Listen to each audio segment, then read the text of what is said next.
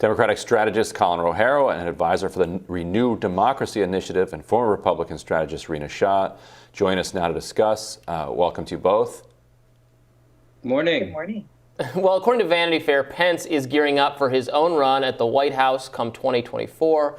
Good luck with that. If it means running against Trump, he's even embracing his own style as a candidate. Pence's former spokesperson said, quote, "I definitely have noticed a change where he's more comfortable being himself."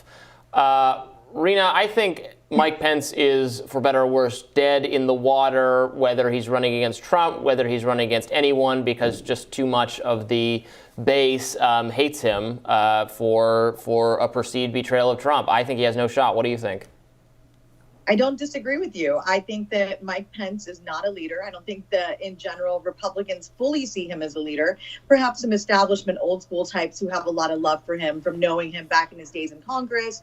But in general, when you're looking at this moment, are we seeing Mike Pence, this evolved human who has decided to stand up and be this champion for democracy, for our country, to speak out about the American way and the atrocities across the world? Like, I think we're seeing a guy who's pretty much weak sauce, just doesn't really have a spine, gets up there and says what he wants to say when he feels like he wants to say it, and gets the attention because he's a former VP at the end of the day. But if you look at this whole thing on its face, the entirety of this past year, has he ever pulled close to Donald Trump? No. He lacks charisma. He hasn't got that much going for him in terms of when you look at, really any policy achievements. What can we speak to what can he speak to rather that he's accomplished in recent years? He's a guy who kind of just is milquetoast. I think in general, you see a guy who is continuing his brand of being a politician. People don't like it.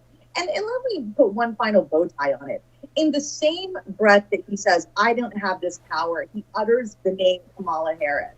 And this guy is just so sleazy as a politician. I've got to be honest. I find him sleazy and gross. He's just politics as usual, and people are going to reject that. I hope by and large they reject it. The Republican electorate wants some energy. That's what they got with Trump. I'm not saying it was good energy. I was not a Trump supporter, never voted for him. But I see what people who did vote for him wanted. We've got to push back on that trend, though, because in my opinion, Donald Trump was a wannabe dictator. We learn more and more by the day of his authoritarian tendencies and actions. As of December 2020, I think Pence had a good shot at being the next Republican president. As of January 2021, no chance, zero. Yeah, Rina, I think Mike Pence is he's caught in the middle. He thinks he can appease everyone by just being a little, no, Donald Trump was wrong about that, but no, I'm not going to help the commission. And where you actually have to pick a side, or it's not good enough to appease. I don't think it's good enough to appease. What he's doing will not appease the hardcore Trump people. So, that route is closed to him, and I'm not sure he realizes that. He's never realized it. I mean, look at this whole past year and how he's been behaving. It's the entirety of the matter. When you look at it, this is a failure of our democracy. American people in general have, I believe, tuned out of the sort of daily happenings of the January 6th Select Committee here on Capitol Hill. It pains me to say that.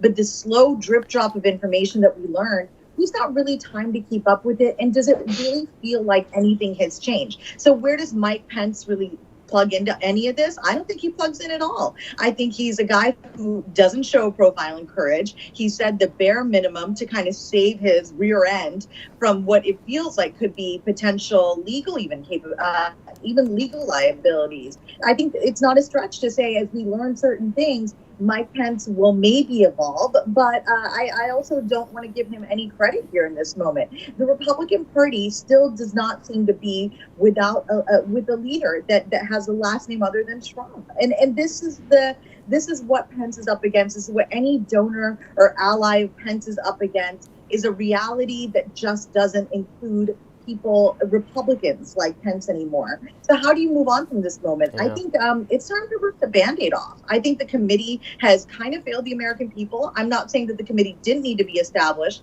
It had to happen. Yes, it was going to be painted as political, but let's rip the Band-Aid off and get to some conclusion here.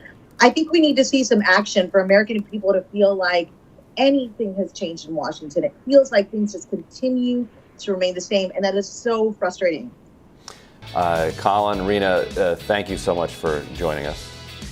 Always a pleasure. Thank you. Thank you.